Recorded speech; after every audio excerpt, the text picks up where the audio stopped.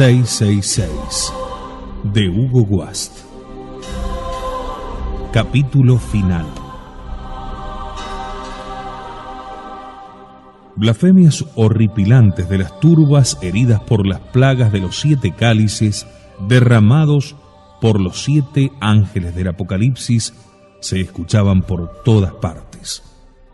Blasfemias de obstinación, pues los hombres, aún abrasados de dolor, no se arrepintieron de sus obras.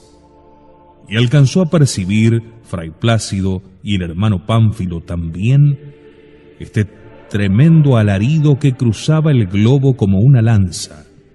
¡Ay, ay de aquella gran ciudad de Babilonia! En un instante ha llegado tu juicio. Fray Plácido comprendió que era el eco de la destrucción de Roma por un gran cataclismo del que le llegaba noticia en forma incomprensible y maravillosa. Y puesto que Roma dejaba de existir y con ella el Imperio Romano, único obstáculo que según San Pablo se opone a la aparición del Anticristo, comprendió también que el reinado de éste había comenzado en alguna parte del mundo. Pero ¿y el Papa recién electo? ¿Y la Iglesia, contra la cual no prevalecerán las puertas del infierno?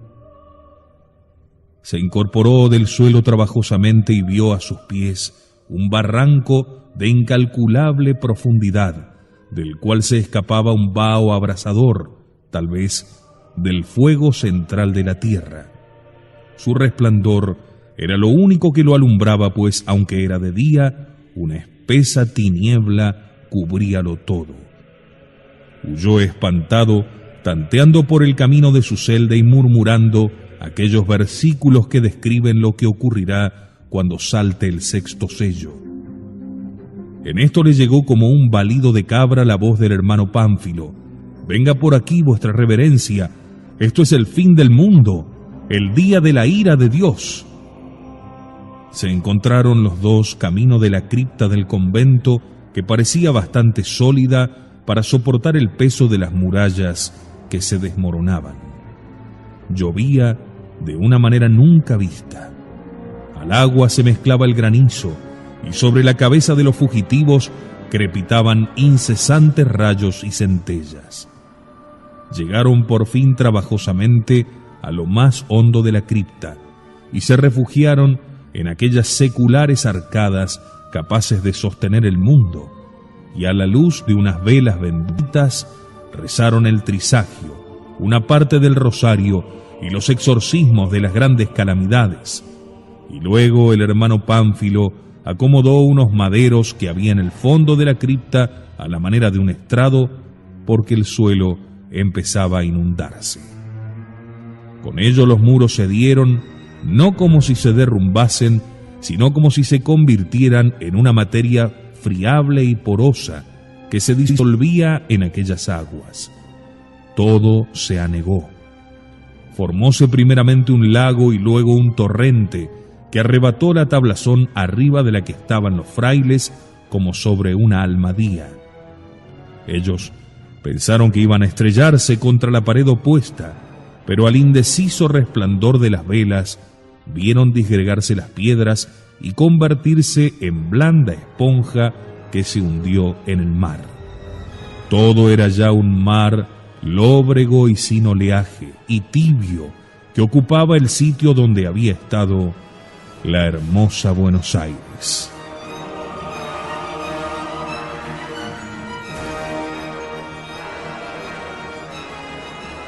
Pero ¿por qué alzando la cabeza no se veía ni sol, ni luna, ni estrellas, ni el más mínimo fulgor, ni siquiera el resplandor de aquel fuego que empezó a brotar en la huerta cuando ocurrió el cataclismo?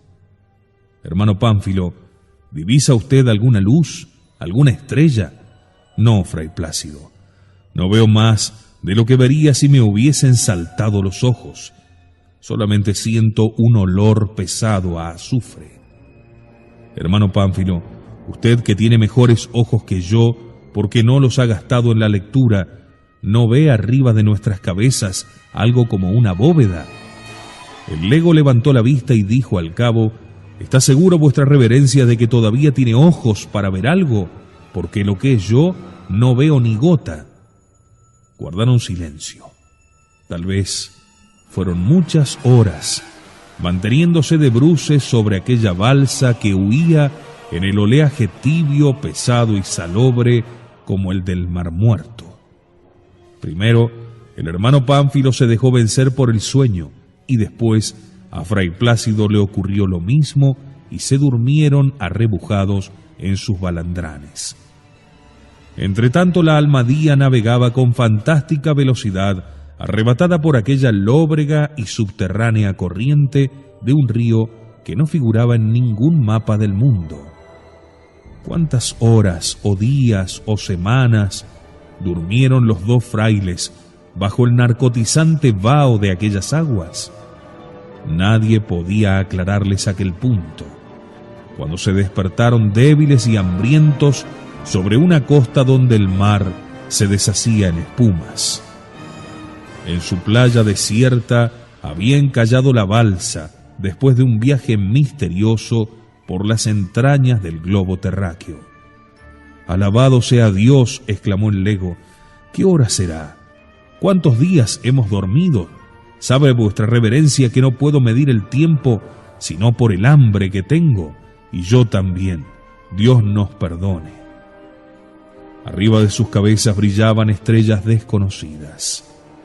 Hacía frío y los torturaba un hambre de muchos días sin pan. «Mientras vuestra reverencia echa sus cálculos, yo iré a mendigar algunos mendrugos». «¿A dónde? Si aquí parece no haber más almas vivientes que nosotros. ¿Qué país será este? Bueno, entonces trataré de buscar en la playa algunos mariscos». «Vaya, hermano, que Dios lo ayude. La verdad es que yo tengo hambre y sed. Pero ¿qué hora será? Estas estrellas que nunca he visto no me indican nada. Vaya, hermano, yo lo aguardaré rezando».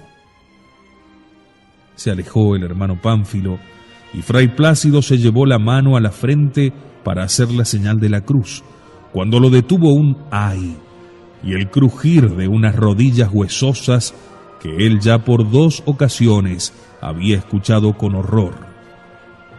«Te prometí volver una vez más. Hoy cumplo mi promesa», le dijo Voltaire. «Guárdate de hacer esa señal que yo he escarnecido cuando vivía y que ahora me hace caer de rodillas junto con los ángeles y los demonios». La figura del patriarca de Ferney era más lúgubre y más tétrica. Venía envuelto en una manta que parecía de un fuego sin resplandor, pero que se le pegaba a las carnes y de la cual no podía separarse, como si más que el fuego lo aterrara el frío o la desnudez. «He desnudado en mis obras con tanta impudicia a los seres humanos, que hoy mi castigo es sufrir horrorosamente el pudor que enseñé a despreciar».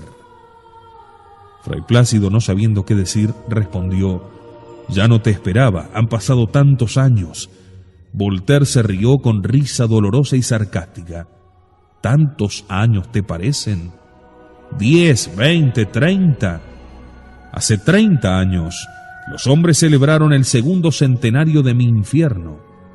A vosotros los vivientes, 30 años os parecen muchos. A nosotros en la eternidad no nos parecen más largos que un parpadeo, porque ni 30, ni 100, ni 1000 significan nada. Nada. Y sin embargo, un solo minuto es intolerable y nos parecería eterno si no tuviéramos constantemente la visión de la eternidad que tenemos por delante». «Desventurado sin remisión», exclamó Fray Plácido compadecido. Y Voltaire se volvió a reír. «¿Qué? ¿Te apiadas de mí?» «Sí.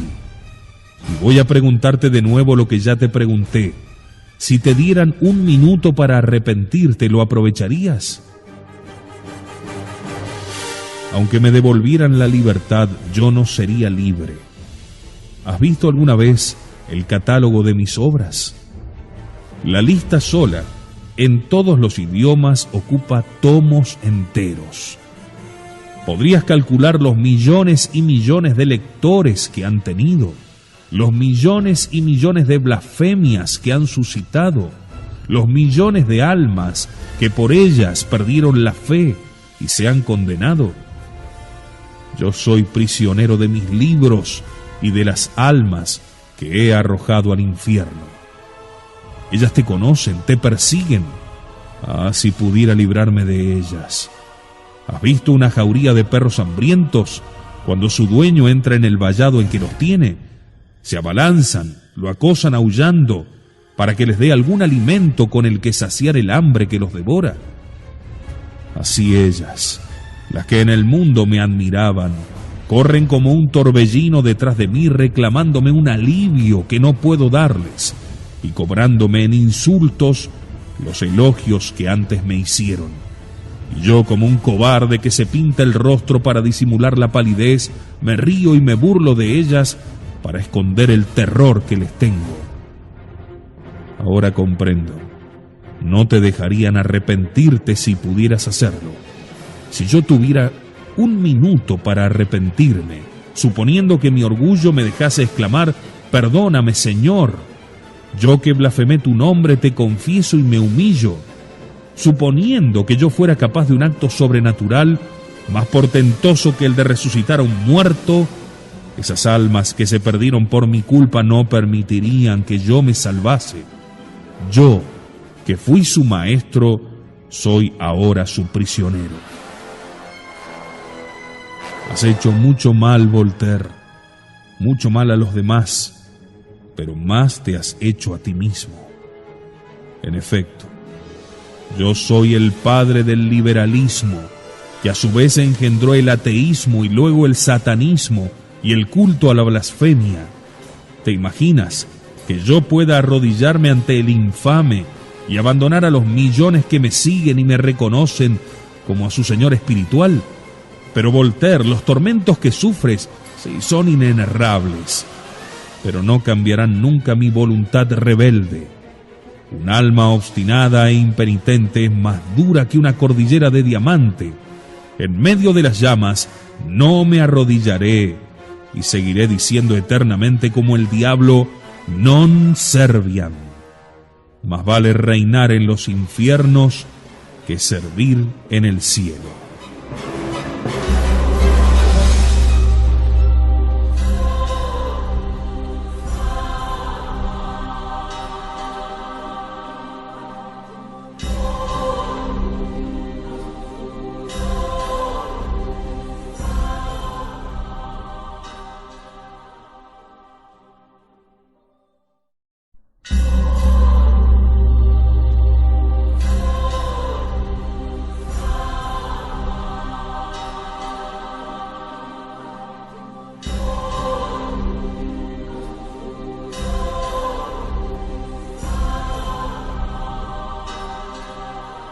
En medio de las llamas no me arrodillaré y seguiré diciendo eternamente como el diablo: non serviam.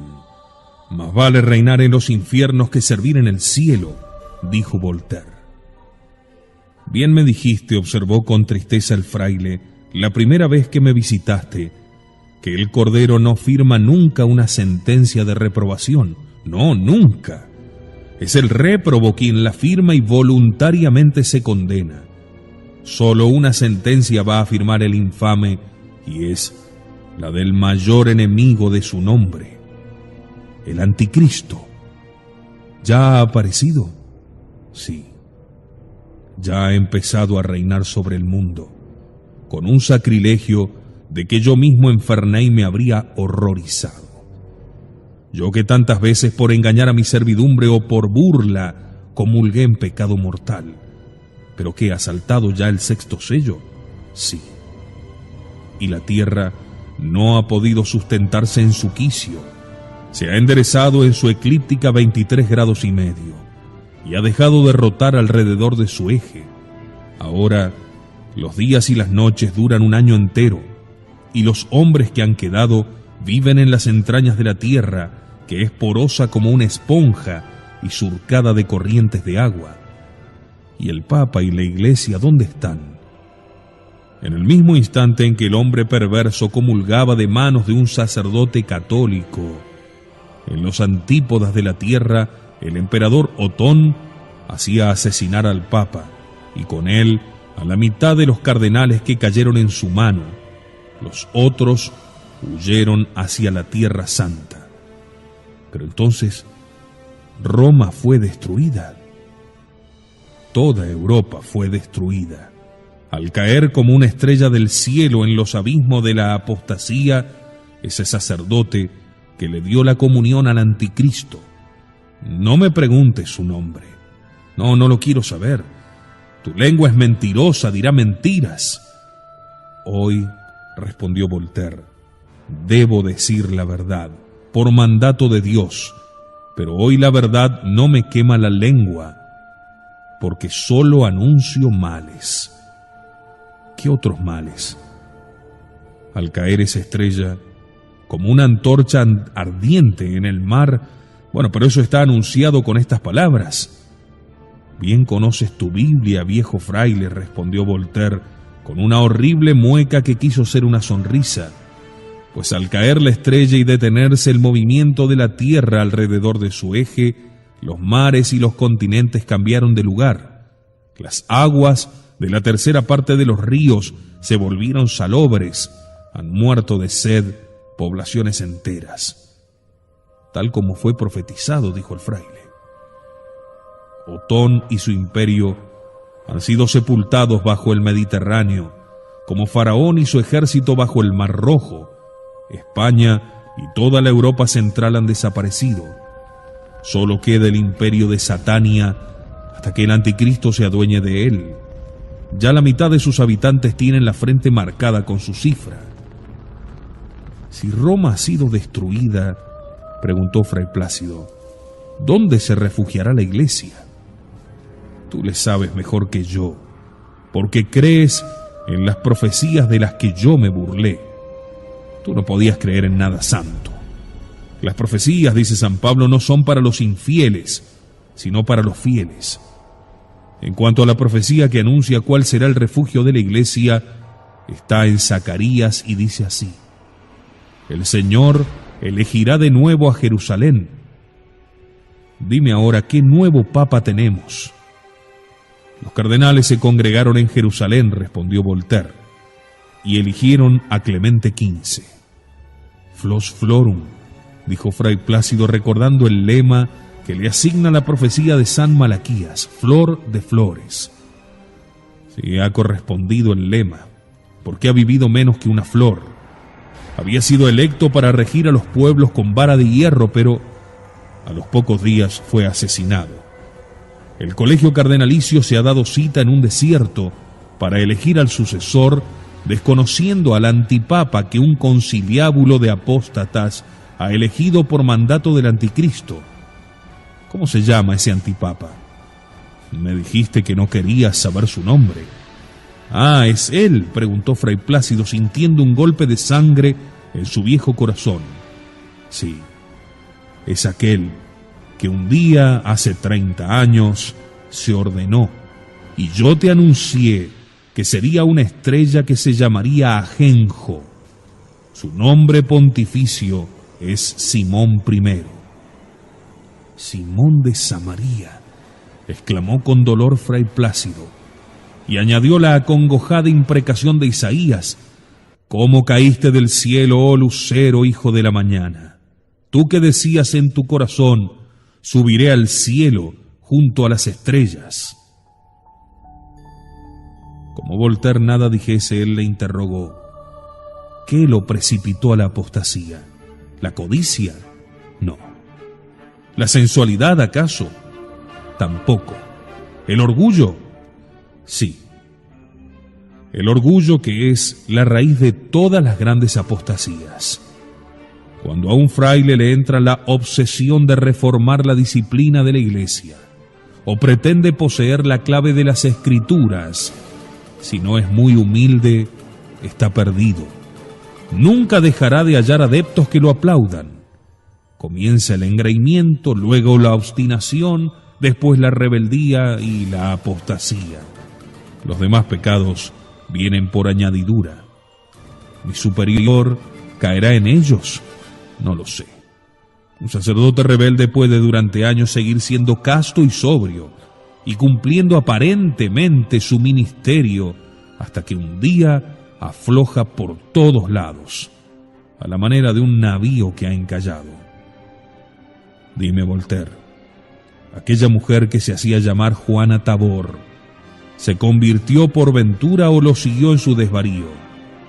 Aquella mujer es Jezabel, la profetisa del anticristo que preparaba sus caminos, simulando unas veces el amor, otras el deseo de convertirse.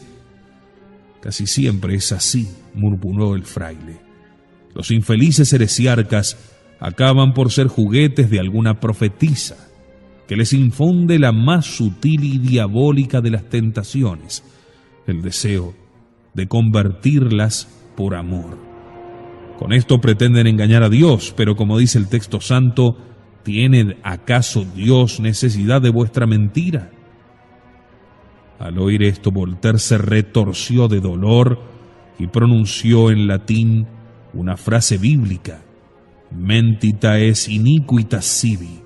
La iniquidad se ha engañado a sí misma, y añadió con extrema amargura: si comprendieses cuánto sufro al pronunciar este texto, que pudiera escribirse en el pedestal de todas mis estatuas, la iniquidad se ha engañado a sí misma. El mentirse a sí mismo es una forma de la obstinación y del orgullo, comentó el fraile. Pero dime, ¿sientes alivio al hablar? ¿Acaso puedo hablar de alivio cuando sigo mi naturaleza actual? Pero es seguro que el no seguirla me resultaría más insoportable dentro de lo insoportable. Soy y seré eternamente como una piedra ardiente o como un bólido. No me alivia el viento infernal que zumba en mis oídos cuando recorro los espacios infinitos, pero me retorcería de tortura si me detuviera. Aún el visitarte por mandato de Dios me causa horror. ¿Pero por qué? Porque a mí, habitante infeliz de la eternidad, me pone en contacto con el tiempo que dejé correr perversa y estúpidamente. Un solo segundo, solo uno, quisiera yo ahora de todos aquellos millones de segundos de los cuales dispuse desde que tuve uso de razón hasta el instante en que morí. 2.429.913.600. ¿Por qué citas ese número? Porque a cada instante, como un avaro que cuenta sus monedas, cuento ese tesoro de segundos que dilapidé con desdichada prodigalidad. Con uno solo de esos habría tenido bastante para cambiar el rumbo de mi eternidad. Al decir esto, la sombra arrojó un largo gemido que penetró la médula del fraile a la manera de un ácido mordiente y helado. No gimas así. Me produces un mal horrible. ¿Puedo hacer algo por ti? Voltaire guardó silencio un rato y luego dijo: Epulón desde el infierno clamaba para que lo oyeran sus hermanos. Mi condición es incomparablemente peor por la naturaleza de mi culpa, que fue principalmente pecar contra el espíritu. Yo no puedo desear ningún bien a nadie, sino mal. Solamente hay para mí una esperanza, que es una contradicción de mi naturaleza. Dime cuál es. Dado que mi pena crece con cada alma que se pierde por mi culpa, solo tengo una esperanza: la de que se realice la orden del anticristo que ha mandado destruir todas las bibliotecas de su imperio, así como Herodes mandó matar a todos los niños por odio a uno solo. El anticristo quiere destruir las escrituras y todas las letras de ellas que hay en los libros. Tus libros perecerán, pero tu doctrina vivirá y seguirá secando en sus fuentes el agua viva del bautismo cristiano. Voltaire iba a explicar aquella contradicción que le hacía desear en su odio a Cristo que el mundo siguiera renegando de él y temer al mismo tiempo el que aumentaran las almas perdidas por sus libros. Pero algo debió ocurrir en el otro extremo del mundo, de lo que él recibió instantánea noticia, pues se inmutó y cayó unos minutos. Y luego dijo: en este momento acaba de marcarse con la cifra del anticristo el último de los vivientes que faltaba.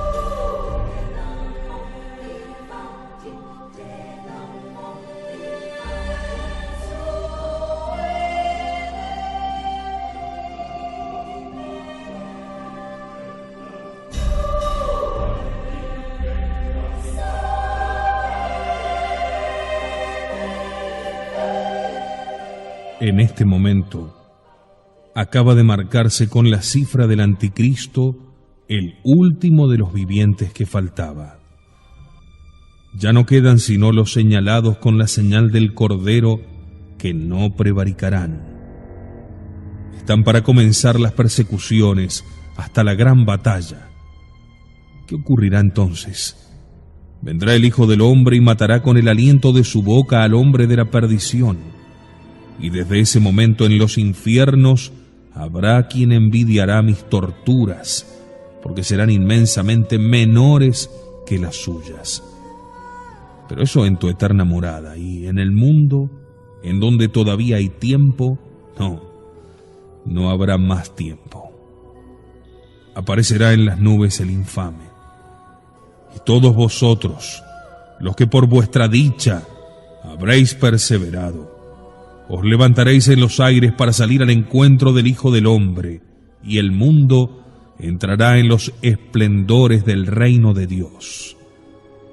Infeliz de mí, que tengo ya la eternidad en mis venas, y ni un solo minuto de los que vosotros mortales despreciáis como granos de polvo. Toda mi gloria por un grano de ese polvo de oro que es el tiempo. Con esto desapareció su dolorosísima figura, y Fray Plácido se quedó pensando si por tercera vez habría soñado aquello. Era evidente que la Tierra había sufrido un cataclismo cosmogónico y que se aproximaban los últimos días del siglo, y después de ellos, el reino de Dios, en que los ángeles, como segadores divinos, atarían en gavillas el buen trigo y quemarían la cizaña. Pero esto no ocurriría sino después de los 3 años y medio que reinaría el anticristo. Entonces se oiría en los cielos la voz de un ángel que congregaría a todos los pájaros del mundo: venid y congregaos a la cena grande de Dios, a comer carne de reyes, carne de tribunos, carne de poderosos, carne de caballos y de sus jinetes, y carne de todos, libres y esclavos, chicos y grandes. Si era verdad que el Papa había muerto y Roma había sido destruida, debía partir para Jerusalén, donde se restauraría la Iglesia, preparándose con los últimos papas para el advenimiento del Juez Supremo que renovaría todas las cosas. Entre tanto sentíase morir de hambre y de sed, mas llegó a tiempo el hermano Pánfilo, que había hallado una fuente viva en las grietas del acantilado. Había también mariscos en abundancia. Fueron los dos, buscando su camino por entre las piedras, a la luz de las estrellas absolutamente desconocidas, y bebieron y se saciaron. Y entonces Fray Plácido informó a su compañero que iban a partir hacia Jerusalén. ¿Con qué rumbo, padre? Dios nos inspirará. Echaron a andar por la playa y con asombro de los dos, que se creían solos en un desierto, vieron que aparecían muchas gentes, como si brotasen de las arenas o de las rocas, y se les unían, y sabiendo que iban hacia Jerusalén, los acompañaban. Al cabo de unas horas en que marchaban con un vigor desconocido, algo así como una vocación profunda, ya no era un pequeño grupo, era una verdadera muchedumbre, muchos de ellos de facciones evidentemente judías. Esto hizo comprender a Fray Plácido que, por la predicación de Enoc y de Elías, o por misteriosas inspiraciones del Espíritu Santo, había comenzado la conversión en masa de Israel. Se llenó de alegría, y a voz en cuello y como quien arroja al aire un tesoro, comenzó a pregonar los pasajes proféticos que anunciaban el próximo advenimiento de Cristo a pacificar el mundo y a reinar con los que creyeron en él. Y era el Génesis que anunciaba así: todas las naciones de la tierra serán benditas en aquel que saldrá de ti. Y era Isaías: la región intransitable y desierta se alegrará, y saltará de gozo la soledad, y florecerá como lirio. Y era Jeremías: sabed que yo los recogeré de los extremos de la tierra, y entre ellos vendrán juntamente el ciego y el cojo, y la mujer encinta, y la que está criando. Y era San Pablo: entre tanto Cristo debe reinar hasta poner a todos sus enemigos debajo de sus pies. La nueva disposición del globo terráqueo, cuya rotación sobre su eje se había detenido, hacía que solo un hemisferio recibiera el sol mientras duraba su revolución alrededor de éste. En ese hemisferio el día duraba un año entero, lo mismo que la noche en el otro. Al cabo del año empezaría el día para este y la noche para aquel. Habíale tocado al imperio del anticristo el primer año de luz, y al resto del mundo no anegado por los mares, en el hemisferio austral, el primer año de sombra. Los fieles y los nuevos convertidos que caminaban hacia la Tierra Santa iban impulsados por un anhelo, como el instinto de las aves viajeras cuando llega la nueva estación. Pero ¿quién los guiaría y los ampararía por aquellos caminos ignorados, a ellos que surgieron como hormigas de las entrañas de la tierra y que habían perdido toda invención, todo lujo, toda comodidad, y estaban más desprovistos e indefensos que los primeros habitantes del mundo? ¿De qué se alimentarían en un viaje que duraría meses, tal vez años? ¿No morirían como las plantas privadas del sol y de la luz? No. El anticristo dominaba sobre las regiones alumbradas por el sol, pero les quedaron a los fieles las tierras prodigiosamente iluminadas por la cruz. Así se cumplió el anuncio del profeta Joel para los últimos tiempos: y dará maravillas arriba en el cielo y señales abajo en la tierra. A la manera de una aurora boreal, se encendió en el aire una resplandeciente cruz que alumbraba y calentaba como el sol todo ese hemisferio. Un grito de júbilo se levantó de la creciente muchedumbre, y Fray Plácido, que marchaba a su cabeza como pastor del rebaño, cantó, y su voz se dilató maravillosamente en el aire ligero y elástico de la noche iluminada y llegó a todos los corazones. Y lo que cantaba eran las promesas de las Escrituras, de una corona real para los que creen y desean reunirse con Cristo. Eran los tiempos del sexto sello, Pero antes de que saltara el séptimo del misterioso libro del Apocalipsis y se hiciera sobre el universo acongojado aquel gran silencio de media hora que los intérpretes no aciertan a explicar, antes de que en el mundo florecieran los esplendores del triunfo, sería necesario pasar por tribulaciones innumerables y por crudelísimas persecuciones. La tierra se convertiría en un lagar rojo y la sangre de las víctimas llegaría hasta los frenos de los caballos. Pero sería por poco tiempo, hasta que sonara sobre el mundo la trompeta del séptimo ángel y escuchara el anuncio: el reino de este mundo ha venido a ser de nuestro Señor y de su Cristo, y reinará por los siglos de los siglos. Amén.